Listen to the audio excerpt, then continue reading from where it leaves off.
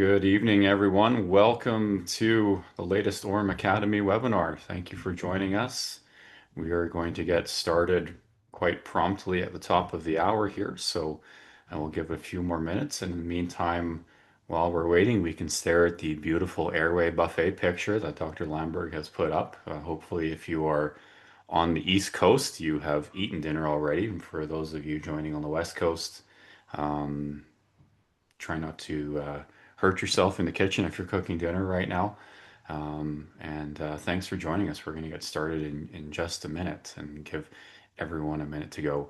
We are recording this session, so we'll have it up and posted on our networks, on our channels, on our YouTube channel in due time. And we will take Q&A via the Q&A functionality through Zoom. And so we'll answer those questions at the end of the presentation. Allow Dr. Lamberg to stay in the pocket, stay in the flow, if you will, throughout, and then we'll get going from there. So we'll give it just one, maybe two more minutes, 1 minute past the hour, and allow everyone to jump on.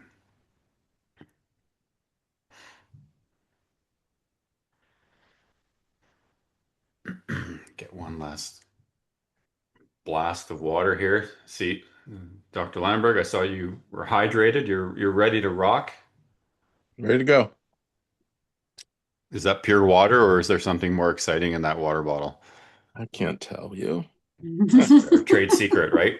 Of experienced speakers, trade secret. Yeah. Tell me what you think after. Okay. Yeah. I'll monitor your speech as you go through to see. Yeah. All right. We'll give it Um, one more minute here. We've got a good turnout. It keeps climbing every time I check. So we will take a look and just give it one more minute and then we'll go.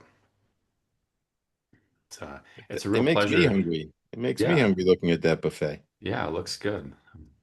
It's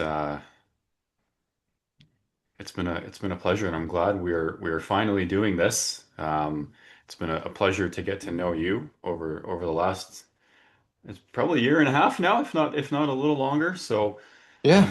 that's been great, and so let's kick it off here. And thanks everyone for joining us in the Aurum Academy webinar. You're sitting at the Airway buffet. My name is Robert Hawkins. I'm the Vice President of Business Development with the Aurum Group. I have the pleasure of leading our Aurum Academy educational programs and our marketing program. And I could not do that without the support and incredible teamwork from Tanya Savory Drullo, who's our continuing education and events coordinator. But you're here to see our speaker, and I wanted to just open with a quick story about how I first met Dr. Lamberg. We were doing an invite-only event in Manhattan in November of 2024, and it was really a lot of really popular names in the dental world who are all incredibly focused on airway, orthodontics. There were people in the room, doctors in the room, whose names are on textbooks, who are very well known across the world throughout dentistry. And so we did an invite-only cocktail event. Tanya and I studied that list. I stress that word invite only. I hear you. Yeah. And Tanya and I had studied that list. We had name tags for everyone. We know who all was going to be there, when they were going to be there, when they had to leave. So we get there, everyone's showing up to the party, and one of our team members comes up to us and said, "Hey, there's a doctor here without a name tag." And we go, "Who is it?" And they said, "Well, I don't know who he is." Okay. So I go into the room and I look and he's standing in the farthest back corner of this lounge by himself. And then all of a sudden, one of our team members goes up to him, and then all these other doctors who you recognize from all over the world of dentistry start coming up to this gentleman and shaking his hand, giving him a hug, cordial. Who is this guy? I go into the corner. I go, "Hi, how are you? I hear you need a name tag. My name is Robert." He goes, "Hi, I'm Dr. Steve Lamberg. Sorry I crashed your party." And so that was our very first meeting with Dr. Lamberg about a year and a half ago. Um, and no regrets. So thanks for crashing the party, Steve, because Thank you, truly it's Robert. been a pleasure to get to know you and to work with you. And I'm excited for this. Airway is so incredibly prevalent of all of the things and all the trends that are happening in dentistry. Airway is it because it starts with how we breathe. It starts with that. And so with that, I'm going to stop talking and throw it over to you. Oh, Thank and you. sorry, I will just say, let me just address as well too, for those of you who joined late, um, questions in the Q&A function, and we will address them at the end. So don't think we aren't ignoring you, but we are going to address them at the end. So um, that's it. Thanks, Steve. Have at it. Okay. Thanks for the intro.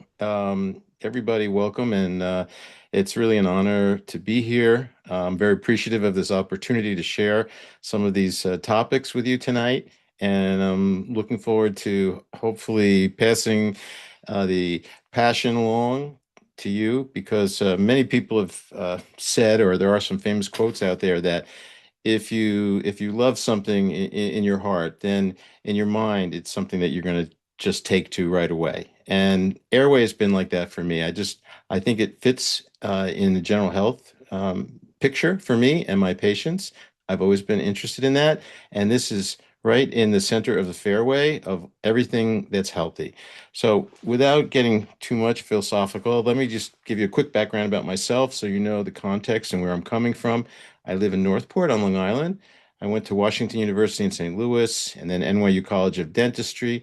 I studied with Peter Dawson, the late Peter Dawson, who's passed away. And then I graduated from the Coy Center in Seattle in 2017. I was the past president of the New York chapter of the AACD, that's cosmetic dentistry.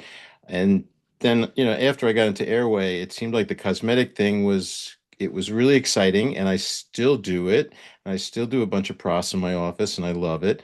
But now I find it works best for me to be about 50-50, 50% into the sleep and airway and 50% into the pros and the cosmetic cases. I've been involved with the Academy of Dental Sleep Medicine, been a diplomate for about 15 years, and Wellness Dentistry Network and APMD and a bunch of other things there. What you see the acronyms. I This is my backyard at Long Island Sound. You could see Connecticut in the background, and my team, and a book club, which we go out, we do some boating together, and pretty much that's it. I'm on the editorial review board for Dental Sleep Practice. The magazine Dental Sleep Practice was just bought by Nexus, so you'll be seeing a brand new publisher in the next edition. And I'm actually, I have a featured article there, and I'm on the cover of their first edition, which is coming out in about 3 or 4 weeks, I understand. But Medmark no longer owns that. The Coy Center, I'm a scientific advisor for Airway, and we teach out there. Um, Twice a year, I'm out there giving a 3-day course. And that's John Coyce. For those of you who don't know, I want to just do a call out. The most amazing educator anywhere in the world. And I would recommend looking into Seattle, going to Seattle and taking some of the courses at the Coyce Center. I started with him in 2001, basically changed my whole life, my whole direction and everything. So it's an exciting thing to learn all the aspects of dentistry, perio, and then the biomechanics and the function of the jaws, and then the aesthetics. He takes into account everything. And around 2015 and 16, I screwed him up and I brought Airway in. It didn't exactly fit, but he was curious enough about it to pursue his interest in it, and now it's part of the adjunctive curriculum at the Coy Center. It's actually in part of the treatment planning courses as well. So this is who I am, where I came from, and now I want to share a little program with you about how I all got started. And I know when we always start out in a new project, we set a goal, and the people that are on here tonight are the go-getters. I'm sure of it. I'm positive. No argument. Everybody sets a goal and you want to achieve it, but usually when we set a goal, we start and then we begin with a little doubting, there's learning, there's failing, and the failing pushes us to practice more. But then we fail again and we feel lost, but then we start getting it. And after we get it, we start learning and the struggling, and it takes us to achieving. And this is usually the way things go in life. So it's the same thing with obstructive sleep apnea. It's not something you can just say, okay, we're going to do that tomorrow in my office. You need to get your office to buy in. They're the ones that are going to be doing the patient. patient workflow. They're the ones that are going to be doing the insurances and the money part of it. So you're going to be the one making the decisions about their treatments. So we have to define what we're talking about. And we're going to just start with the basics here, and then we're going to build really quickly. We only have 1 hour, so I'm not going to pause a lot. We have the obstructive sleep apnea. It's a sleep-related breathing disorder, but it's also a breathing-related sleep disorder. It's both. And there are repeated episodes of apneas, which are closures of the airway, or hypopneas, and we're going to define this. And then there's also this thing called upper airway resistance syndrome, and that's when you have dysautonomia or increased sympathetic tone when there's no desaturation. It's just mild perturbation in the airway, and that leads to the upregulation of sympathetics.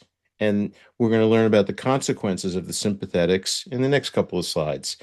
So, the disruption leads to fragmentation of sleep, and it also leads to hypoxia, which is low oxygen. It is the increased activation of the sympathetics that leads to chronic inflammation. What is an apnea? To decrease in airflow of 100% decrease, that means no breathing, and down to 90%. The hypopnea is a decrease from the 90% down to the 30%. Okay, and you have to have a minimum of 3% oxygen desaturation or what's called an arousal, and we'll explain that later. That's a hypopnea, less than an apnea. And then there's this other thing called a respiratory effort related arousal. And that's an abnormal respiratory event associated with an arousal, but there's no oxygen desaturation. And that's like the upper airway resistance that I was talking about. Your body's trying to protect the airway so you can get more oxygen, get the next breath, and survive. It turns on your sympathetics in some people very easily. Everybody has different thresholds. We'll talk about that later as well. And the rears are this respiratory efforts, and they create the arousals. So you have a decrease or no airflow, and then you have a 90 to 30%, and then this is not quite, doesn't make the definition of hypopnea, and we call those respiratory effort related arousals. Those are the three main things that we're looking at. And if you count them up, how many per hour, it's called mild if they have 5 to 15 events per hour. That's the sum of the apneas and the hypopneas. And then moderate would be 15 to 30 events per hour, again, the sum. And then severe would be above 30. This was an index that Christian Gimeno came up with in 1972. He was mostly looking at kids, and it just got adopted to adults. So that's why there's some imperfections in this. When we move from the kids to the adults, AHI becomes a little curious of a term. However, the insurance companies use it, and so we have to adopt. When you go to sleep at night, you fall asleep. Everybody hits the pillow, and if you had a long day, you crash. Then your airway can collapse. It's an apneic event. What happens then is your oxygen levels drop, your carbon dioxide goes up, and then you have this drive. This carbon dioxide is the ventilatory driver at the brainstem level. That increases ventilatory effort, causes an arousal, the airway opens, and then you hyperventilate. And then you wake up again. Okay. And then you go back to sleep. Okay. You hyperventilate, you're awake, and then you go back to sleep. And this can happen 30, 40, 50 times an hour. Okay. Let's translate that every minute or two. So some people are having these fragmentations, and the consequence of that is multiple consequences actually, because it not only does it decrease the amount of oxygen that they have, and we call that hypoxia, but it also fragments their sleep. And the studies have shown that just fragmented sleep, even without the hypoxia, just the interrupted sleep, that can cause cancer, and that can cause a lot of cardiovascular problems as well. So, what are some of the consequences of obstructive sleep apnea? Well, there's neurobehavioral consequences. Excessive sleepiness is one, increased risk of accidents, impaired quality of life. Cardiovascular disease, the odds ratio or the likelihood is 4 to 5 times for cardiovascular mortality in the severe cases. And there's hypertension, ischemic heart disease, congestive heart failure. And by and large, you'll see these things written on your patients' medical histories on new patients. And I kind of want you to start looking at their medical history and say, wow, this person probably has sleep apnea. It's also responsible for dysregulation of glucose metabolism, insulin resistance, and type 2 diabetes and hyperlipidemia. And these things on the bottom are mostly due to the cortisol that's being released from the adrenal, the hypothalamus, pituitary adrenal axis releases a lot of cortisol. And that's a problem because it causes this sugar dysregulation and hyperlipidemia. And we're going to bring that up. If you come to the full day lecture, the seminar, we go into detail and we drill down on all these things. So I'm looking forward to that, coming to Toronto, maybe to Calgary, and giving a seminar for a full day or 2 days even. That would be even better. The 2 day seminar covers just about everything. And then we get to do hands-on if we do a 2 day seminar as well. So dentistry meets airway and sleep. This is, I put some roses here. You can't separate this. This is called the craniofacial complex. You know about the craniofacial complex. You learned that in dental school. But the new terminology for this is the craniofacial respiratory complex, because this is the respiratory complex right here. And this is the craniofacial complex, and it's really just one. It's all connected. So it's a fool's errand to try to separate them. This is my friend and scholar, Audrey Yoon, and she's from Stanford University. She's dual boarded in pediatrics, and she's also boarded in orthodontics. So she has an amazing knowledge base. Plus, she's published about 350 articles. And this is her lecturing at the first World Dental Facial Sleep Society, and this was in Singapore. And I just wanted to show this as an example of some of this roadmap is what I think should really be a basic, a fundamental piece that we're learning tonight. If we learn nothing else, that when we mouth breathe, there's an increase in the collapsibility of the airway. Fitzpatrick wrote a great article, a seminal piece, a little bit after 2000, maybe 2003 or four. And in that article, they looked at mouth breathing versus nasal breathing, and they found out that the difference in the collapsibility of the airway was 2.5-fold if they're mouth breathing. So mouth breathing is bad because it causes increased collapse of the airway. Now, what else does it cause? Mouth breathing causes the tongue posture changes and it gets lower. And what does the tongue normally do? This is the lower tongue posture. The tongue is the scaffold for the upper teeth, and the lower jaw normally follows in the growth and development for the kids, the upper jaw. So what happens if there's a lower tongue posture? You're going to have a very narrow, deficient uh, transverse width of the maxilla. Okay, and that's why you hear a lot of talk about expansion, expansion, expansion. Well, that's because of low tongue posture. That's why. If the children had their tongue up and they were breathing through their nose, they wouldn't have that problem. And that's pretty much the point. We don't have to beat up all these little arrows. But let's get on to the most important thing, I think, tonight that I can share with you is that I looked at the dental specialties associated with sleep-related breathing disorders: restorative dentistry, endo, perio, pros, implants, oral surgery, orthodontics, occlusal adjustments and guards, and sleep. And these are the main categories of dentistry that you and I do every day. Every single one of them has a tie-in to the airway problem. And I'm not going to go into it tonight, but I will when we have our opportunity to be together and have a couple of days together, either in Toronto or Calgary again. Now, at the Coy Center, Dr. Coy set up this pyramid. And the most important thing when he's doing diagnosis is perio here, and then biomechanics, and then function, and then the aesthetics. And this makes sense. We all graduated. We know that if the tooth is loose, big deal. What's the point of treatment planning veneers or anything like that? First, we have to treat the perio, then the bio, and then the function, and dental facial, right? This is his diagnostic pyramid. And where does airway fit here? My recommendation would be to put airway at the very bottom here. And we can view this as the starting place, the foundation when you see a new patient.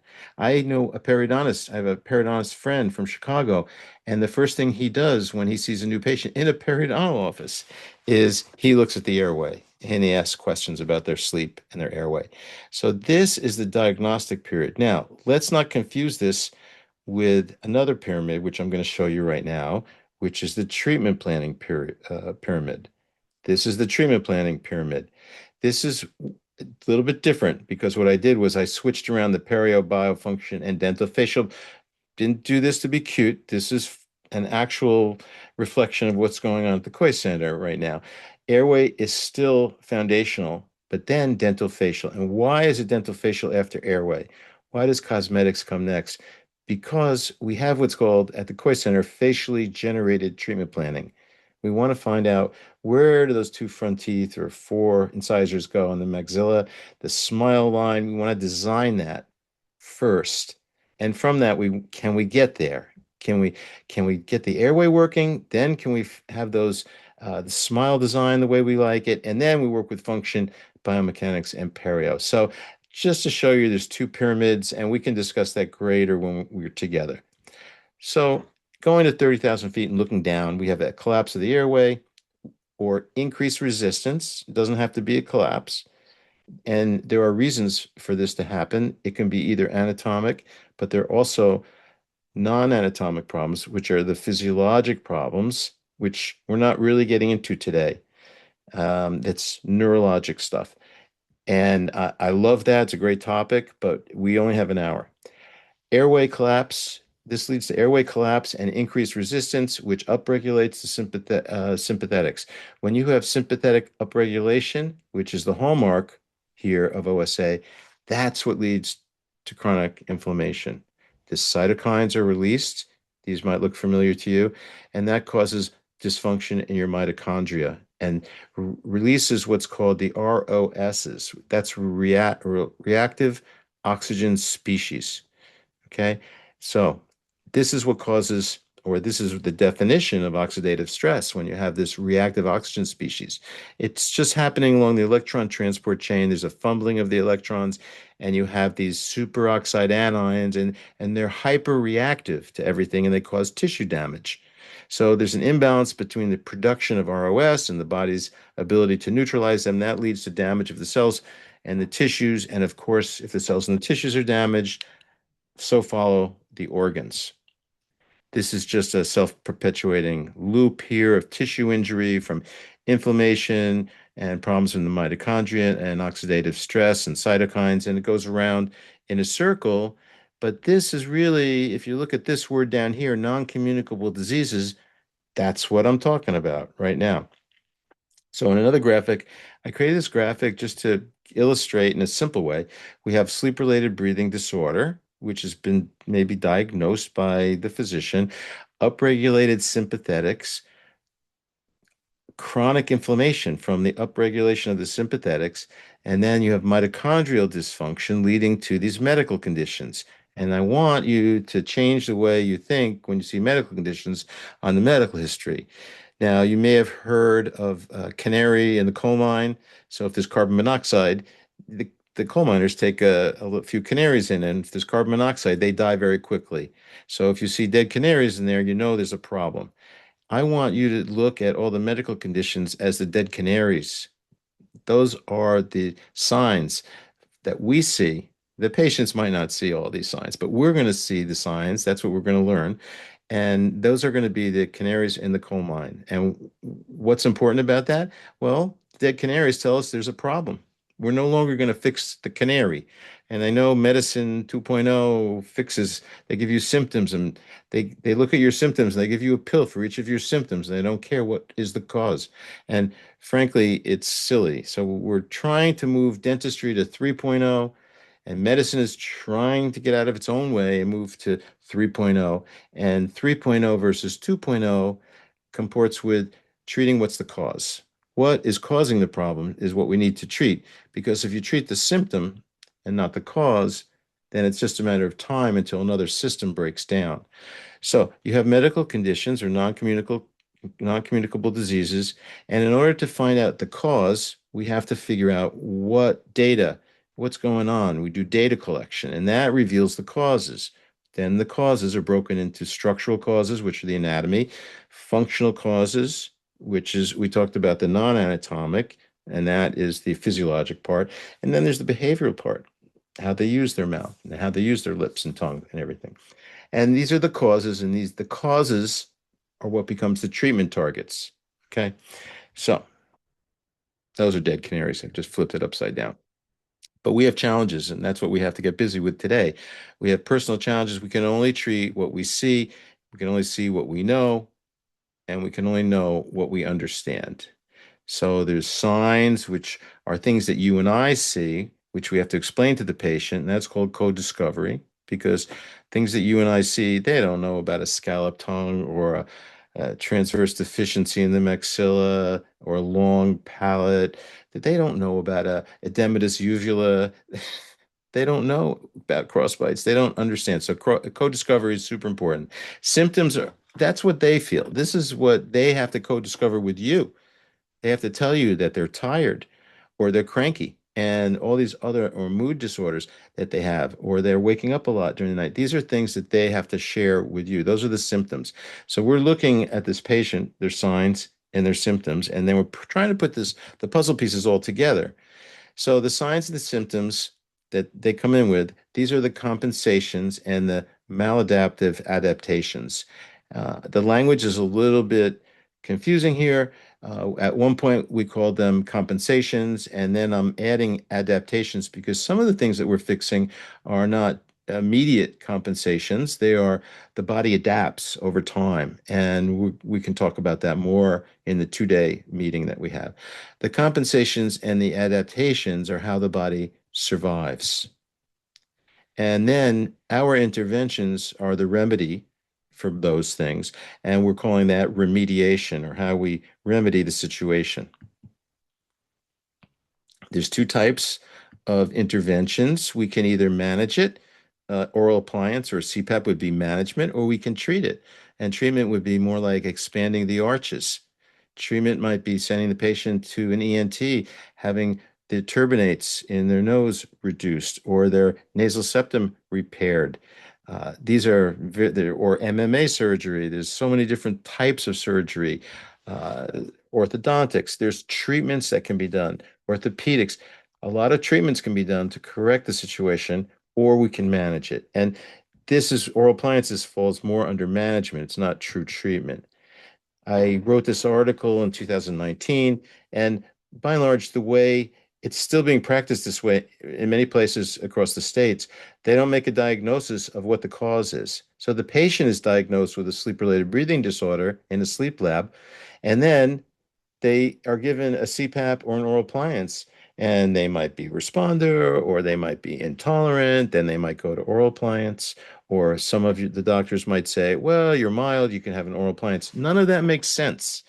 We don't want to do any treatment planning without a diagnosis of the cause. So there's two diagnoses. One is the first one, that they have a sleep-related breathing disorder, and two would be what's the cause. Now, my suggestion here is we should have an evidence-based method of the cause, the diagnosing the cause, and it's either anatomic factors or non-anatomic causal factors. Once we get involved here, we can be much more effective in our treatments.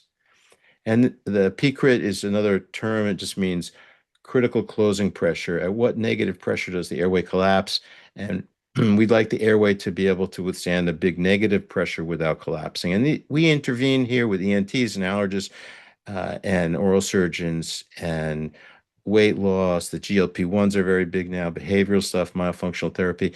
And the non-anatomic causal factors are arousal threshold, muscle response, and loop gain, which we can't get into tonight, unfortunately, because of our time restraints. But this is called precision medicine. And this is what we're talking about tonight.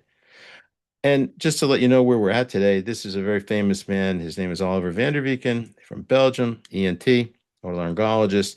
And he's looking at the effectiveness of CPAP versus oral appliance therapy, which seems to be what people have been looking at for the last 25, 30 years. And his suggestion is, why put everybody on CPAP first if the true clinical effectiveness of therapy is not higher? And that's true. He looked at over 5,000 patients, and they found that there wasn't much of a difference. Maybe a little bit of difference. The CPAP maybe handled the AHI a little teeny bit better, But then when they looked at what's called the mean disease alleviation, only 40% of the people could wear the CPAP, and almost 80 to 90% of the people were wearing the oral appliance. So the effectiveness of the methodology of oral appliance is much higher. That being said, this flow set trial, I think, is a waste of time and it's a waste of money because the trial is focused on AHI, adherence, and patient preference. There's no phenotyping of these patients. Phenotyping, that kind of tells us like what is causing the problem. Then it would be interesting. If we were looking at what's causing the problem and figuring out how do we solve what's causing the problem, that's different. He's not looking at that. He's just randomly giving CPAP or oral appliance to everybody and then comparing it. It doesn't make any sense to me.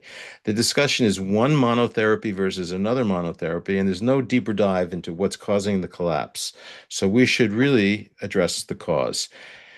And so this is what I came up with as a simplistic workflow. And this is simple. And if you follow this, you will cover all your bases. And we have a poster in our office and the Lamberg protocol. It's for targeting your treatment in these airway compromised dental patients. All right. Keep in mind, there is no separation from general dentistry and airway. You're taking care of dental problems, which were really caused as a consequence of an airway problem every day. So number one, two, three, and four. And you see it in this color here, this like hot pink color. So number one, everybody's screened, everybody. And this is the Lambert questionnaire is what we recommend as the number one screening tool. And that's up to version 17, by the way. We also dental exam and objective testing sometimes. But if on the Lambert questionnaire they have a lot of stuff that they light up, this is their medical history, and we're going to show you that. And I believe they were sent out to you prior to the meeting tonight, so you have the Lambert questionnaire. And if you don't have it, you can speak to Robert, and I'm sure he can get it for you.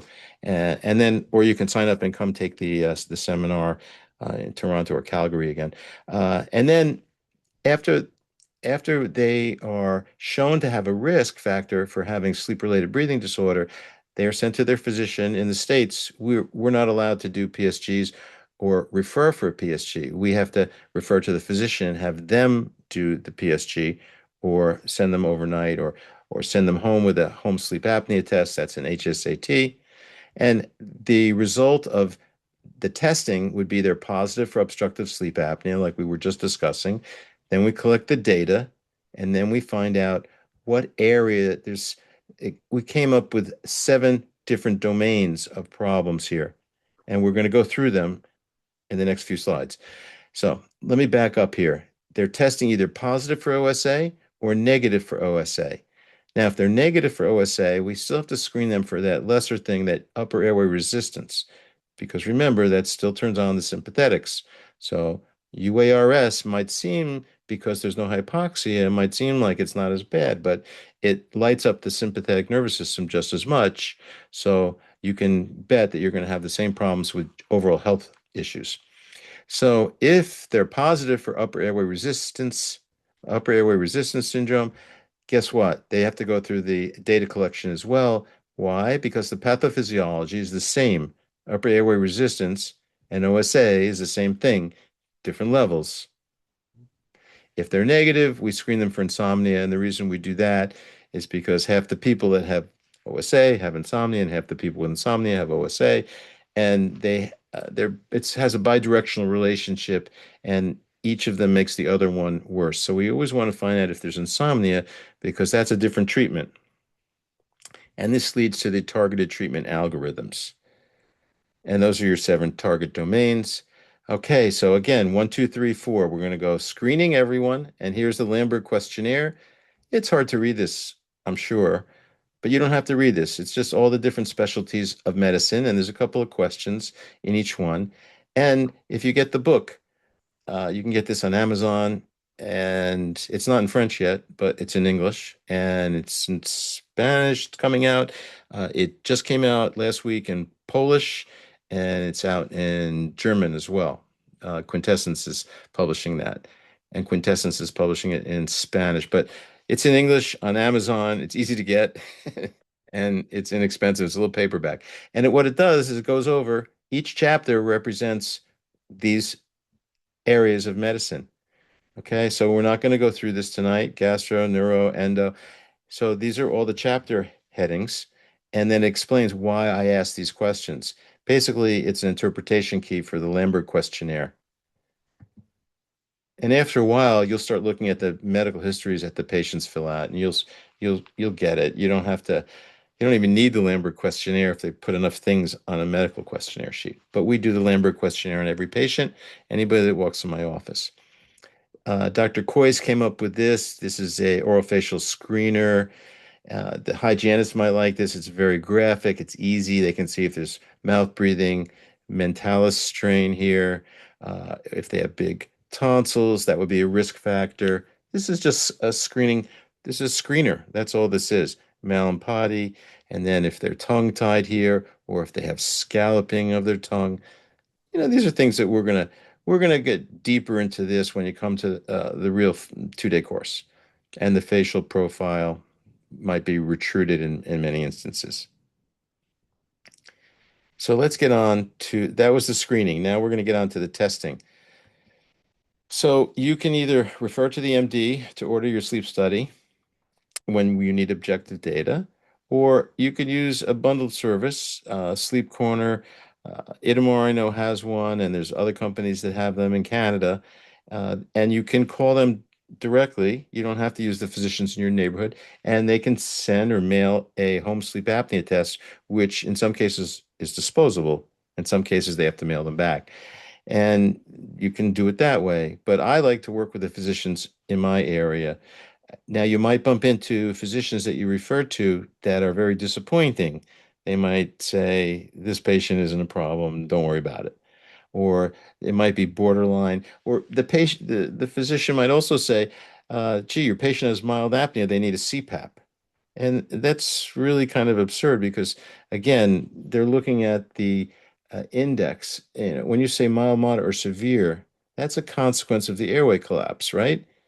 That's a consequence. That's an index, the apnea hypopnea index. It's not a cause. So the severity of that index really doesn't tell us which treatment is going to work. So you're going to bump into it. And I like Mel Robbins' book, Let Them. I don't know if anybody's read that book, but let them. I gave up trying to change people. I let them, and it's much less stress. I just would find a different doctor the next time to refer the patients to. And here's the fun part. We're getting into the deep fun part. This is called data collection, next gen data collection. Now, I did break this up so it's a little more digestible. I know this all seems like a lot. And when you do come to the course, we're going to ask you to fill this out on yourself, and we're going to then go through the process of filling it out on each other.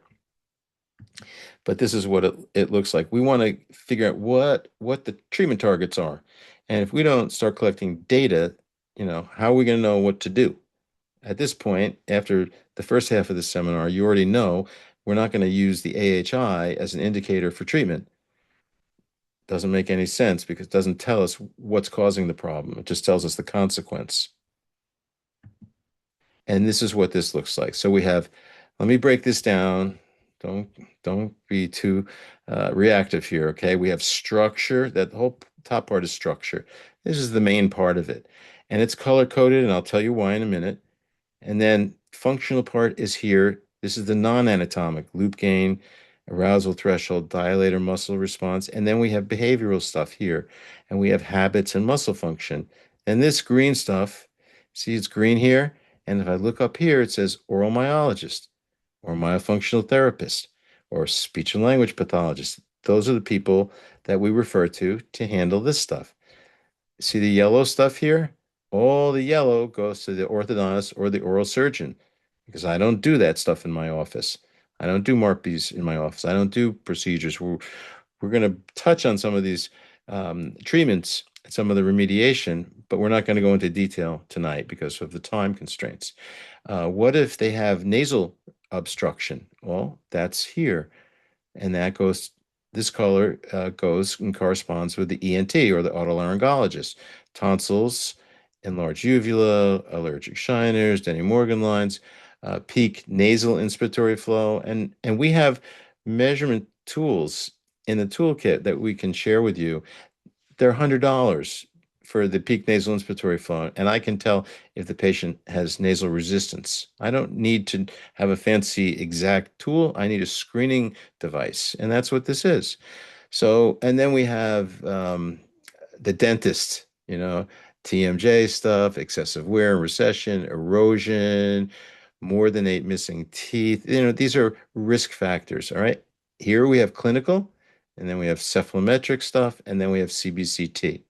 And now, most of the times, if you have a CBCT in your office, you can send that out, and they will usually do an interp, a medical interp. That's what we have done, and they give us the cephalometric variables. But my staff knows how to do that in no time at all. It really takes them like 10 minutes to do all of this stuff.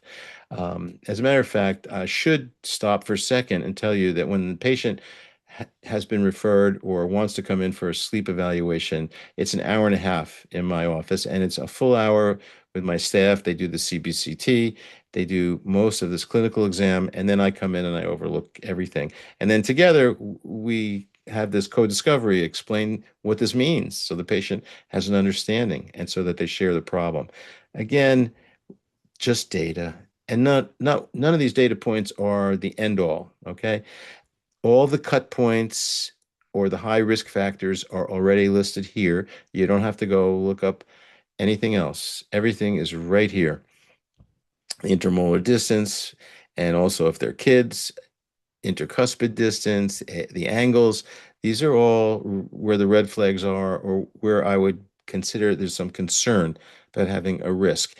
And then I'd make a referral, and these are where I'm referring to, and it's all color coded.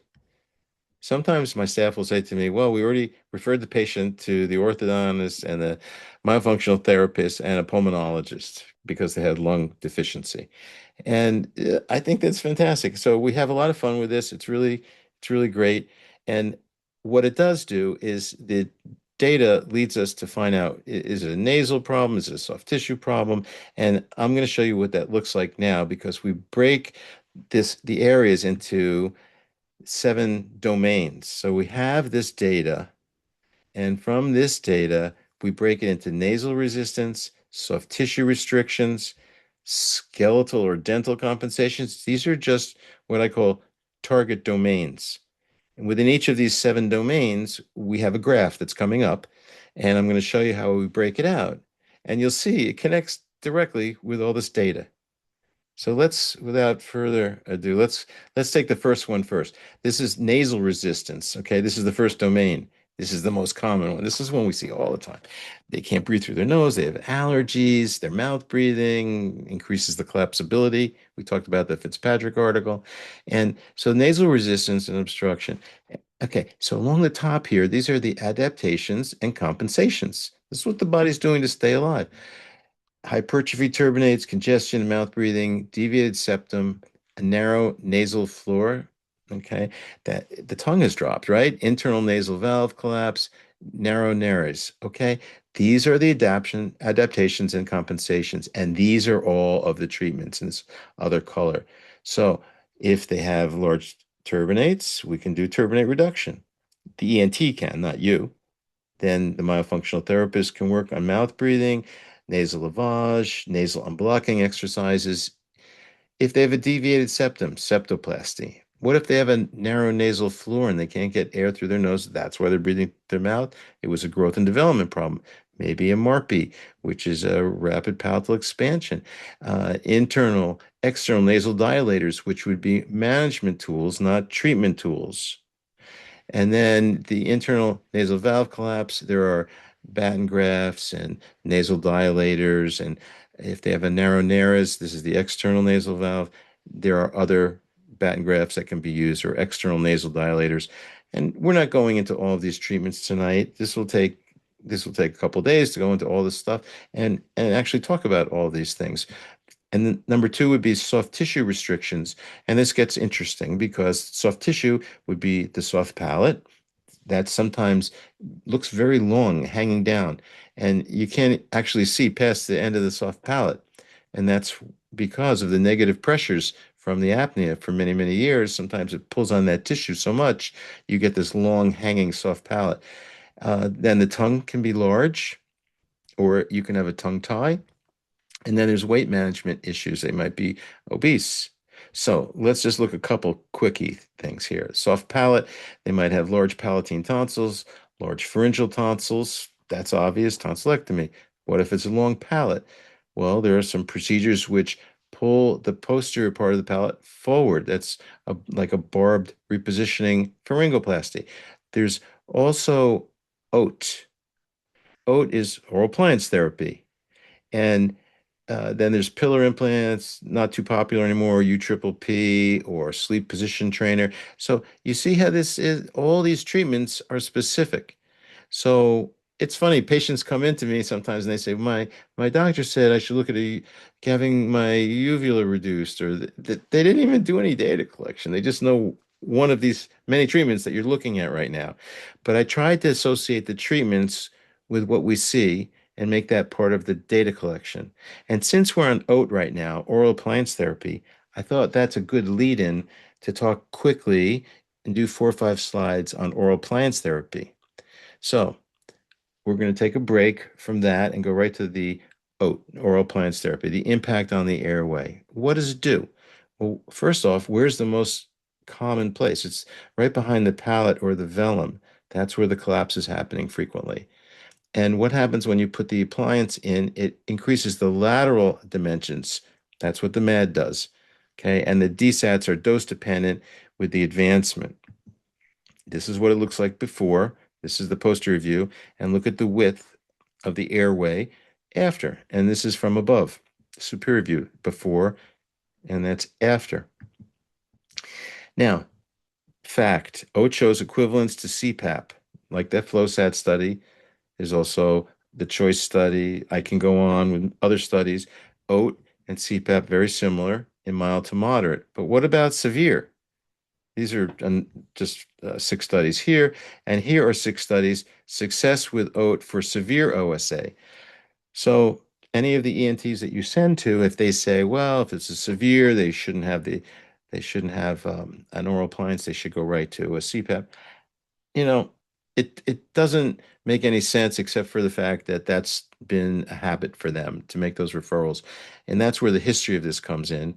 But now we're starting to get a little smarter. Everybody's getting CBCTs, so we have the ability to drill down and collect more data and be more effective with our treatment choices and not just treat off an index, which is the consequence. So there's another interesting thing that this study showed. This has been around for a while, that if the appliance allowed lateral jaw movement and vertical opening, it can reduce the risk of adverse effects and improve the patient adherence. That's good. That's a good thing. And it can also decrease the TMD. And then freedom of movement and oral appliances decreases TMJ issues, so that's good. And we need to develop an oral appliance that could allow for lateral jaw movement and some degree of vertical opening. Some degree of vertical opening, because some of these appliances, they keep the jaws like really tight and you can't move at all. It's kind of claustrophobic. And so that's how I came up with the Lamberg appliance. And the two members, the upper member here and the lower member here, are not connected. Okay. And this is the front or the labial part of the upper member. This is upside down, but this is the maxilla. And what's interesting about this is it's built on the arc of opening and closing. So as you open and close, you don't go back. You stay at the same level of protrusion. You can see it here. This is the same level of protrusion. So basically, there is a receptacle that gets embedded into that acrylic, which you can't see because it's clear. And then these inserts are delivered, and this is just rapid prototyping. It can also have vertical component put in. That's a stackable receptacle. And this is what it looks like in the real world. You get a kit with all these parts now, and they're crystal clear, and they slide right in like this. They're blue here just for a pamphlet. That was just done so you could see what it looks like next to the rest of the appliance. And there's plenty of room for the tongue on the palate. And it allows opening and closing. It allows the most horizontal movement, and it's just small and it's not scary looking like some of these appliances are. Now, when we want to treat the patient with an oral appliance, we need to take a construction bite. and we recommend the George gauge. There are people that say phonetic bite or use a pharyngometer or use airway metrics. I don't like any of those other techniques. I don't recommend them. We like the George gauge. This is a George gauge, and the construction bite requires the George gauge. Drop mic, okay? You should also, by the way, record your MIP before you start so that you can detect if there's bite changes. And yeah, half the time you're going to see some minor bite changes, but you'll never get a situation where the changes are so significant that you're going to have to do ortho. I've never had to do that. And the patients usually don't even say anything, but you look in the mouth and you see some changes in the bite. And that's something for the 2-day course as well. We're going to go over, we spend a whole hour on dealing with some of the bite changes and how to manage those problems, which really aren't problems at all. They're problems to us because in dental school we're trained that every cusp has to be in every fossa. You know the story. So we have to establish when we're using this the range of motion and then what initial protrusive percentage, somewhere between 50 and 70%. Nobody knows. Nobody knows. And so if anybody tells you they know exactly where to start, you know, I would run. Nobody knows. Add the range of motion number to the most retrieved position and lock in this George gauge. Make sure the George gauge is approximately at the skeletal midline, and we can talk about how do you choose your initial protrusion um, when we have a hands-on section of the course. But I just want to introduce you to the George gauge. And if you're going to be doing oral appliances, this will be your friend. And you can scan. You can put this in. We scan the upper arch, lower arch, and then we put the bite recording instrument, the George gauge, in at the prescribed protrusion that we decide, and then we scan, and the laboratory mounts the case and builds the appliance. So now we're back on track. Skeletal and dental compensations. So, what are these compensations? If you have breathing through your mouth, your tongue is low, you're going to have narrow maxilla, and that's going to cause malocclusions. That's going to cause crust bites, transverse deficiency of the maxilla. You might have AP, hypoplasia. You might have a retrognathic mandible, Bimax retrusion. And these are all the different treatments. Now, some of this stuff will, people spend a full day talking about when you're dealing with growers with a retrognathic mandible, how do you move that lower jaw forward? They're full day lectures, these areas. But I just wanted to give you the outline. And this is how to view it. This is our world right now. We have growers, we have non-growers, and these are the adaptions and the compensations. Again, this is number 3 domain, it's skeletal and dental compensations. All right. And no doubt there will be more and more treatments coming up in the future. The functional stuff, arousal threshold, muscle recruitment, and loop gain, and Pcrit, you don't have to worry about this. We do have treatments for that, but the problem with this is the polysomnographs and the home sleep apnea tests. They don't tell us what the arousal threshold, muscle recruitment, loop gain is now. So you're kind of off the hook here. However, I understand that there is a company coming out. I'm not allowed to say anything, but there are soon to be there will be changes in this, and we will have numbers for arousal threshold and loop gain. Anyway, these two, and that's going to be coming out in the spring in a company whose name I can't give you right now. Then we have behavior. These are adaptations and compensations: mouth breathing, forward head posture, chest breathing, and low tongue posture. Okay, and then the B part of behavior is a little bit different. This is muscle function. Can they get their lips together? Period. Some people can't. What about if they're snoring? How about swallow with the tongue thrust or overactive perioral muscles? And you ask them to swallow, and all the muscles become active. Okay. They might have vertical maxillary excess. They can't get their lips together because they become vertical hyperdivergent growers. All right. So orthodontics, myofunctional therapy can help all these things. And then we have, of course, genetic contributions. You have to add that. Syndromic kids, parent or sibling has OSA or metabolic problems. And then there's a whole variety of treatments for that. And then we talked a little bit about insomnia initially. This is the seventh or final one. If it occurs within 3 nights per week or is present for 3 months, or their insomnia severity index score is 15 or above, and sleep disorders present. First, we start with stimulus control, relaxation training. All of this stuff is called cognitive behavioral therapy. This is where it always starts. And there is something called the military sleep method. I would say if you have insomnia or someone you love has insomnia, go to Google tonight after this little lecture and look up the military sleep method. It tells you all of this cognitive behavioral therapy in one page. It was designed for fighter pilots. It's great. If this stuff doesn't work, then you have to speak to a neurologist. And then there are medications, and the DORAs are the main medication. And then there's a couple of other ones. And of course, there's weight loss, physical exercise, smoking cessation, avoidance of alcohol, avoidance of sedatives, and reduced screen time at bed. Here's a little case. AHI was 67 on this gentleman. That's severe. He had a high BMI. We recommended weight loss. He had a tongue range of motion, which was, it indicated that he needed to have his tongue released. It was tongue-tied. And then he also had a peak nasal inspiratory flow, which was reduced. It was below 100.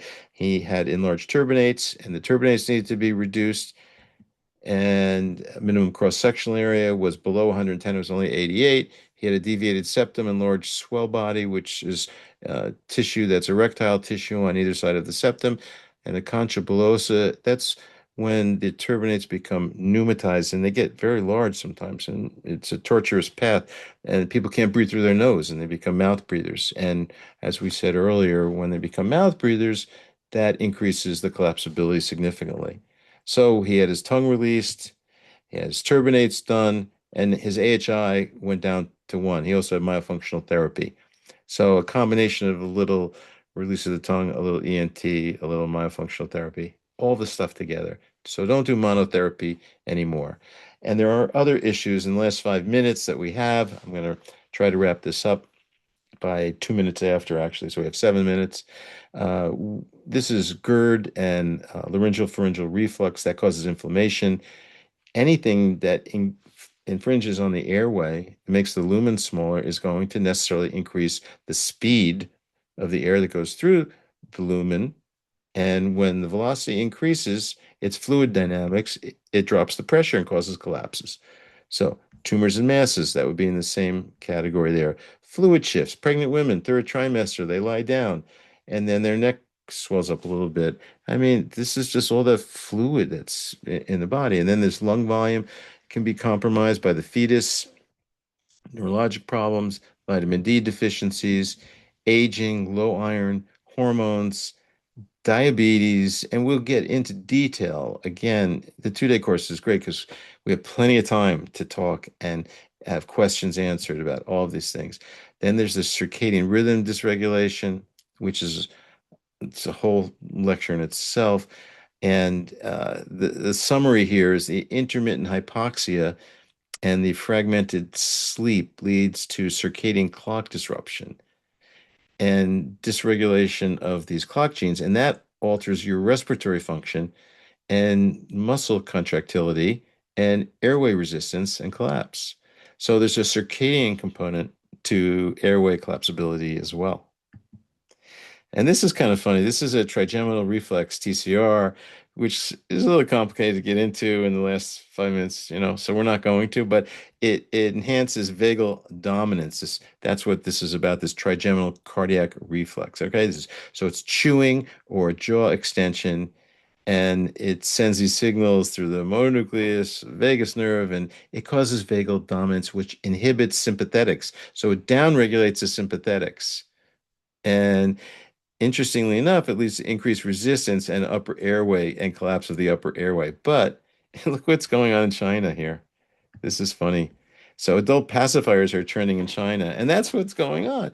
These are trigeminal afferents. They project to the trigeminal sensory nucleus in the brain stem and stimulates vagal efferents, which are parasympathetic and counteracts the sympathetic tone, and also can release dopamine. It looks a little strange, but it's in the news. Now, finally, closing this up, we talked mostly about adults, and if you have a population of kids, I don't have many kids in my practice, but if you do, Audrey wrote this wonderful article, and it's cited here, Sleep in 2023, volume 46, number 8. Look this up, and this is the roadmap of craniofacial growth. So she breaks it into primary dentition, mixed dentition, late mixed dentition, permanent dentition. And in each of these categories, she talks about the nasomaxillary complex, the mandible, and how is she going to treat these kids, and the lymphoid tissue, and there's growth and development issues, and that could take a few days to go over the growth and development. How does the mandible grow? How does the maxilla grow? And it's fascinating to get back to the histology, which maybe bored me when I was in dental school, but it's kind of interesting because it plays a role in how we can direct the growth and development if we start early enough. We can fix them when they're adults, but it's much more invasive. And she talks about 0 to 8 and 6 to 15, and she breaks it down. And at 10 years old, it's time to put in like a few TADs, and then there's MARPs and all sorts of mini implant assisted palatal expanders and distraction osteogenesis. Lots of different procedures. They keep coming out with more and more. So, just to summarize, in children, events are shorter, arousal thresholds are higher, and oxygen desaturations are milder. Upper airway resistance syndrome, and it's thought to be a prodrome of OSA. In other words, for the kids, they're starting out as having a little difficulty breathing, impaired function, and it's going to lead to OSA. So, pediatric sleep studies are prone to false negatives. The kids, they shouldn't be snoring. They shouldn't be rolling around. They shouldn't be peeing in their bed. They shouldn't be sweating. They shouldn't be having night terrors. Any of those things. You don't have to wait for them to have a positive test in a sleep lab. All right.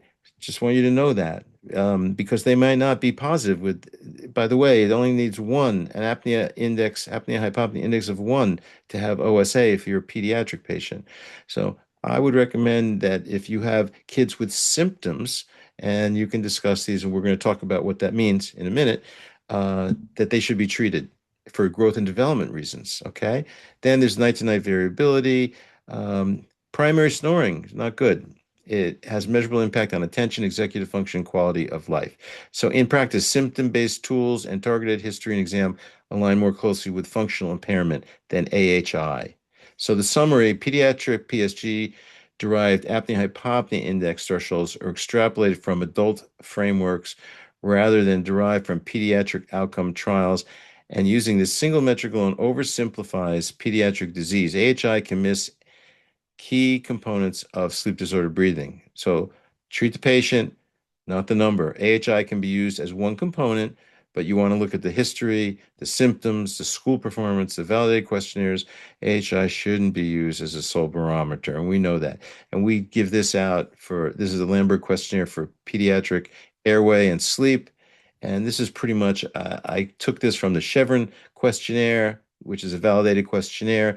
And on the other side, I wrote signs and symptoms. So this is for me to fill out. And I have to interview for the symptoms. I have to interview the parent, of course. But this is on a rip-off pad right in my waiting room. So while you're sleeping child, while sleeping, does your child do any of these things? So this is trying to drill down and get the parents looking. And we always ask them to do a little quick videotape of their kids sleeping. And this is an example of one kid, and you can see there's a little crowding going on, and the palate looks really high, and he's wearing his teeth quite a bit. And this camper is always tired during the day, so we sent to an uh, airway aware orthodontist in my area. And she writes back, thank you for referring for an orthodontic evaluation, class 3 tendency, transverse discrepancy, crossbite. Patient had ear tubes that fell out. When the ear tubes were there, patient could hear much better. Once they fell out, hearing was diminished. That's because the lymphoid tissue, the adenoids, are just overgrowing that whole area. There's mouth breathing, inadequate lip closure, allergy, congestion, occlusal and incisal wear. These is just what you want your orthodontist to look at. So she recommends start early with an expander. The kid's 5 years old. So this is a great catch. And I wish we had caught him even earlier, but we didn't. And then they will evaluate the need for protraction of the face mask. That's if the maxilla is not enhanced and doesn't come out more with this other treatment. then maybe a reverse pull face mask, and then referred follow-up with an ENT. If adenoids or tubal tonsils need to be removed, referred back to you for myofunctional therapy, post-expansion. Make sure to restore nasal breathing. Okay, let me know if you have any questions. That's what I like from my orthodontist. This isn't that complicated. I don't do it. It's easy. I send that stuff out. Again, screen everybody. Get the test. Either it's positive or negative. If it's negative, check for UARS. Okay. If it's if it's UARS positive, same thing, same pathophysiology, OSA and UARS, boom. And then you go to your treatments. So what you do makes a difference, and you have to decide what kind of difference that you would like to make. It's Jane Goodall, passed away in November. She wrote the Book of Hope, and I'm a big fan of hers. Again, I want to tell you about PANI that's coming up May 7th and 8th. We have an amazing event with speakers from 8 countries. If you want to come to New York, I would love to have you. Transdisciplinary Effervescence is the name of the meeting. I'll show you who's going to be speaking there in a sec. PANI.org is where you would sign up for that. Again, it's a Thursday and a Friday. It's right near the New York airports, but it's on Long Island, a beautiful wedding venue. Ooh, wait a second. Oh, I pressed the wrong button there. Can I get back? Hold on a second. I don't want to do that. Join the Zoom. Okay, hold on.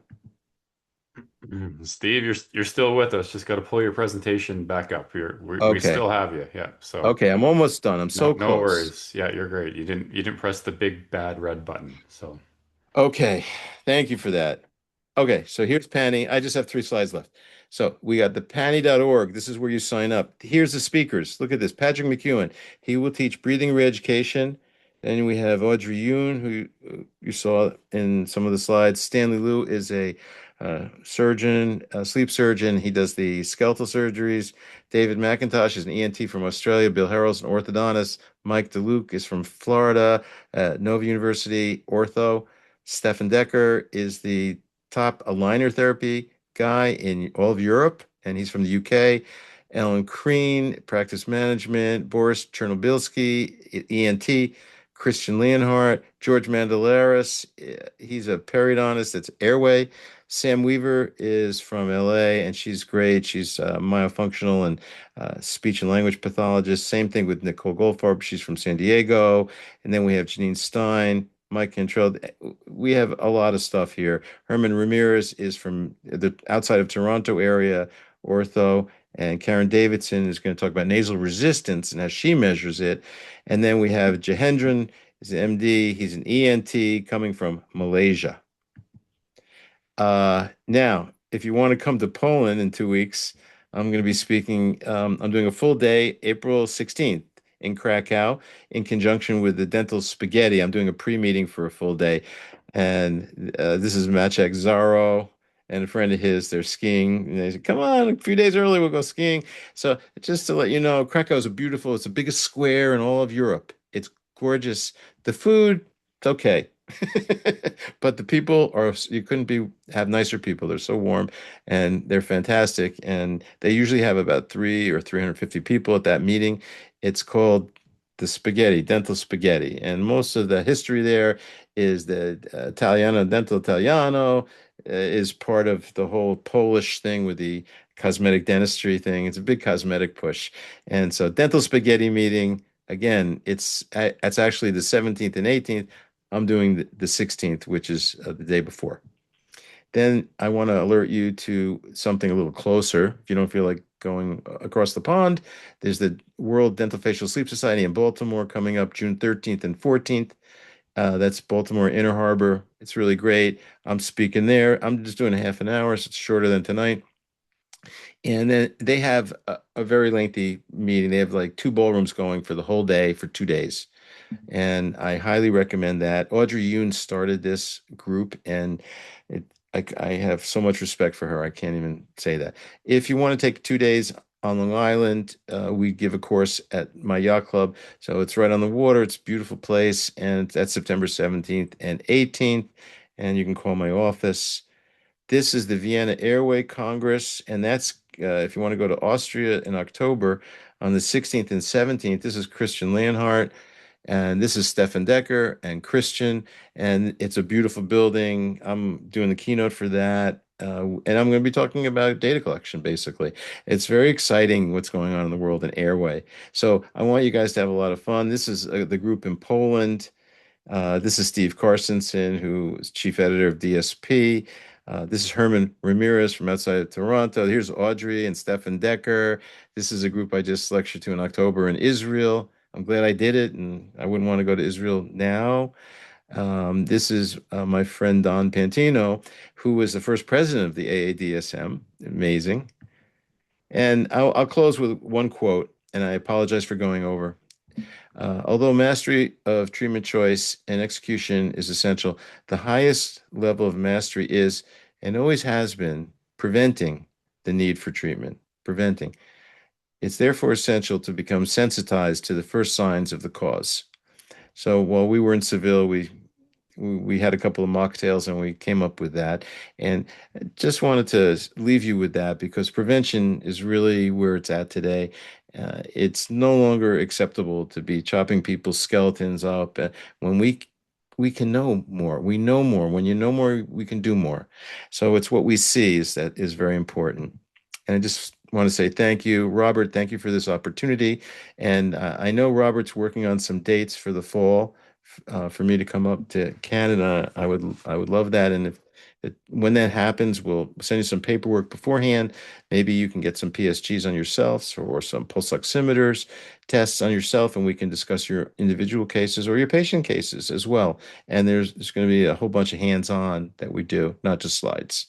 So again, thank you very much for coming tonight, and I look forward to meeting you. And thanks, Robert. Excellent. Thank you so much, Steve. What an incredible presentation.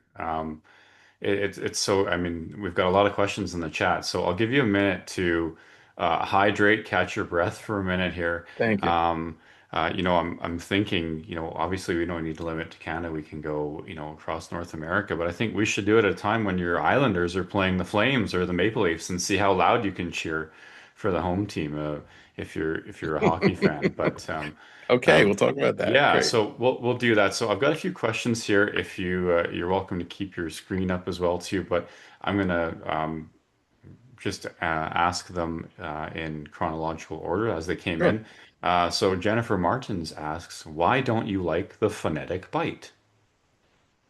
There's no literature that shows that it's effective. Period. And it's just one little way to do it. The phonetic bite is I've seen it done so many times, and I've never used it in my office. I mean, if you want to use it, it's a starting place. Then you still have to calibrate your patient anyway. So I want to know what my range of motion is. It doesn't tell me what my range of motion is. I don't know. I don't have any idea what the patient can tolerate. And so we always start with what's the most protruded, what's the most protruded. That's my range of motion. And then I do a percentage of that. So, I mean, look, there's people that use different methodologies for this. Some people use a golf tee and they put it between the teeth. Some people just say, make your teeth edge to edge. If you show me some literature on it, I'm happy to look at it, but I haven't seen any. Well, thank you. And that's a great segue into our next question, actually. George Hanna, very engaged, has a few questions for you. So the first one was, Yeah. can we have the starting position for the appliance with edge-to-edge bite? Oh, good. So there's two positions, and like there's MIP, and then there is centric relation, for instance. Okay, so there's a tooth position and there's a skeletal position. All right, you follow? So the patient could be edge to edge. That could be their skeletal position. Okay, or they might be a class two, and if they're a severe class two, making them edge to edge might be too much protrusion for that patient. And then again, if it's a class three patient, they can't go edge to edge because the lower jaw is going to be in front. So the edge to edge is a dental position. And what I'm using with the George gauge is a reference. I'm using the most retruded jaw position to the most protruded jaw position. And then I'm using starting around 50 to 60% from the most retruded position. Now, I didn't get into it in the lecture because I promised Robert I wouldn't go over tonight. But let me just go down this one little hole with you guys. If a patient has a range of motion of 10 to 12, an average range of motion, I'm very comfortable doing 50 to 60%. If a patient has a range of motion of 15, well, maybe I can get away with 50% and move them just 7.5 millimeters from the most retruded position because 7.5 millimeters is a big change from the most retruded position, which is where the jaw is going to probably be at night. Now, looking at that from the flip side is what if some little lady comes in and she only has a range of motion of 6?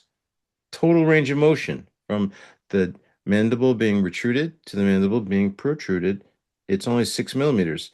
In that instance, I might want to use 80% range of motion. So that's why there's no fixed number. You have to kind of play with it. You have to guess sometimes. So if it's 10, 11, 12, I use 50 to 60% pretty much. And I set the George gauge up and I put it in their mouth at that 50 to 60%. And I ask them if it's comfortable. If it's not comfortable, we back it off a little bit. And if it's comfortable at 60 or 65%, that's fine. So there's all this thought process that has to go in to it. And the phonetics is just it's just, I don't know, it doesn't have to do anything with the anatomical changing position of where the tongue base is. It's the tongue base that's changing, and you're also putting a little tension on the soft palate. I know people that use it, a few people, but I would like 99% of my cases to be a little bit more predictable. And I find that the George gauge is a very predictable way to do it. And I wouldn't use edge to edge because edge to edge doesn't tell you because whether they're a class 2 or class 3, that's going to have a different amount of change in the anatomy by making them edge to edge. Does that make sense? Yeah, gotcha. Okay. And the second part of that question, George actually has three questions, so I'm just going to say them and then I'll get to Dr. Ali Akbari's questions as well. Sure. Second part was, can you please elaborate the difference with the Lamberg appliance using posterior stops? Do we need them? Yeah, that's in my lecture on managing some of the side effects. And just to keep it short, because it's 9:15 here or 7:15 by you, I use it if they have a very hot joint, okay, if we load test the patient, and I brought up a word load testing, and there's different ways to load test. Coyce has a way, Dawson had a way, and I'm sure some of you might have a way. If you load test the patient to see if they're on retrodiscal tissue, which is innervated, then and if they're positive for load testing, I would lean towards doing the posterior support and making a tripod. And there's technique to doing it, and it takes a few slides. I would have to show you some slides. I have slides on that, and I'd like to show that to you. If we had more time, I can explain it. But the short version, the short answer on your question is if you load test and the load test is positive, then I would use posterior support. Okay, excellent.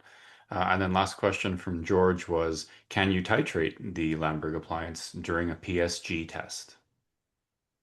Yes, but with a caveat. Good luck finding a laboratory technician that wants to do that. And there was the Matrix, that was a titratable device.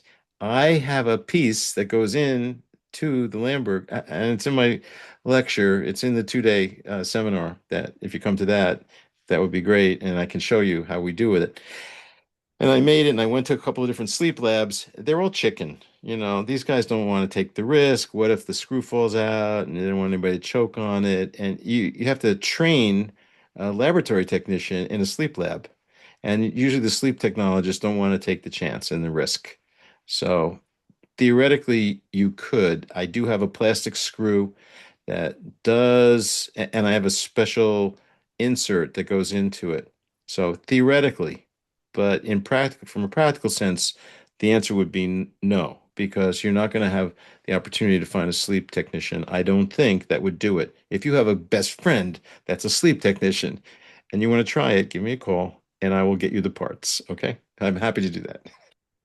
All right.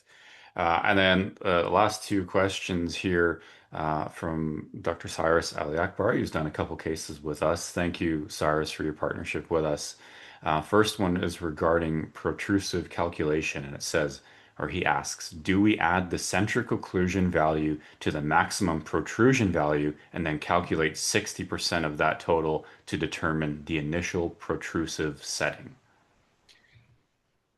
What I do is I have them move their jaw forward and back. And that seems like a really easy ask, but the patient sometimes moves their head forward and back. Patients they interpret what you're saying differently, and it takes a little practice. And I have some videos that I'll show you, and then in the 2-day course, we're going to do it on each other. So let me summarize by saying I get them to get comfortable with moving their jaw all the way forward and all the way back, all the way forward and all the way back.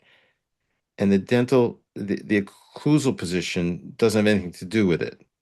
I just want to know the range of motion of the mandible from this where it's seated in the joint to fully forward, as far forward as they can go. That's the range of motion. That range of motion has nothing to do with centric occlusion. That's just the range of motion from the mandible to the skeleton.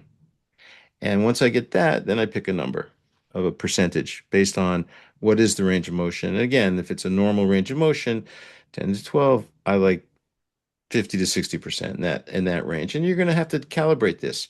And I got to say, guys, it's getting easier and easier to do that because we have like the tip track, we have the high resolution pulse oximeter, we have gadgets that cost almost nothing and we can send them home for 3 or 4 nights.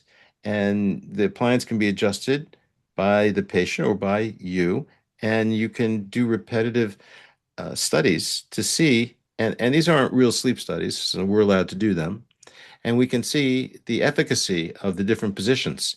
And it's pretty exciting to see the oxygen desaturations going from 80 to 85 to 90. And then you get to a position where, wow, look at that. They didn't drop below 90 for the night, and their apneas and hypopneas were decreased. So it's really something that has nothing to do with the occlusion or the tooth position. It has to do with the lower jaw in relationship to the skeleton. So it's simpler than your question. I didn't answer you. I hope you understand the answer, but I didn't want to reiterate. The question was a little confusing to me. So it's just the range of motion of the lower jaw from the as far back as it can go to as far forward. All right. And for argument's sake, say it's 10 millimeters. I might say, okay, I'd like to start at 5 or 6 millimeters from the most retruded position. And I look at the George gauge, and there are numbers on a ruler on the George gauge. And I know they were maybe -5 and then went to +5. So I might want to start at the zero. But don't remember those numbers I just told you because it's going to be different. It's going to be different based on their dental position. So you just have to know what's the range, how many millimeters from the most retruded to the most protruded, and then decide on the percentage by fiat. Just make up a percentage that you feel comfortable with. Try it in the patient, and if they're comfortable there, then you can scan them in that position, and then the lab can mount the case. Excellent. And then the last one, a question you and I were talking about, Steve, just before we started the webinar was in a couple of his cases, the inserts have tended to slide out.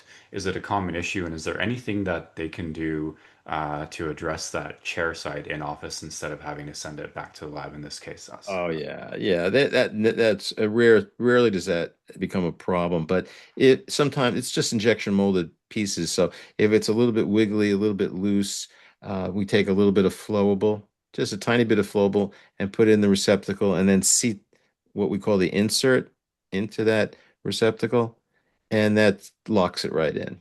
And it's also easy to break it off if you want to. continue to calibrate your appliance and move it to the next and the next and the next. And then what Robert and I were discussing, once you get to this sweet spot, the Goldilocks spot where it's comfortable and they can maintain that position and it's efficacious, then you can actually acrylic it in. You can mix up some monomer and polymer. You can mix some acrylic and just flow it in there, and then throw in the pressure pot, and boom, and it's done. And it's nice. I like to do that when I'm done with my calibration. Is put it into acrylic. Just put a little acrylic in the receptacle, seat the insert, wipe everything off, cure it, and then polish it, and it's just one piece, and nothing's movable anymore. Excellent. Thank you. Um, I'm Good just going to question. share. Yeah, great questions. Thank Yeah. you, Cyrus, George, and Jennifer off the top there. Those are excellent questions that cover a broad range. So thank you. Yeah. Steve, if you don't mind unsharing, I'm just going to share one quick slide where they can download the brochure from us. Okay. So if I'm you going to want to stop just, share. yeah, Okay. perfect. And I'm just going to share my screen really quick. And Um, Robert, you're going to make those documents, the Lamberg questionnaire and the data collection available to them, I think, right? Yeah, Anybody? absolutely, Okay. absolutely. So Good. we'll resend that out to all the participants who registered. So we've got two versions. So we are one of the preferred procurement providers for the Lamberg device, the Lamberg SleepWell Appliance. So we've got a Canadian and an American, obviously different prices with different currencies on them. And so we'll leave that up there. You can scan those with your phones. And I will just say to everyone who's still with us, thank you for attending and for being here for the excellent engagement and questions.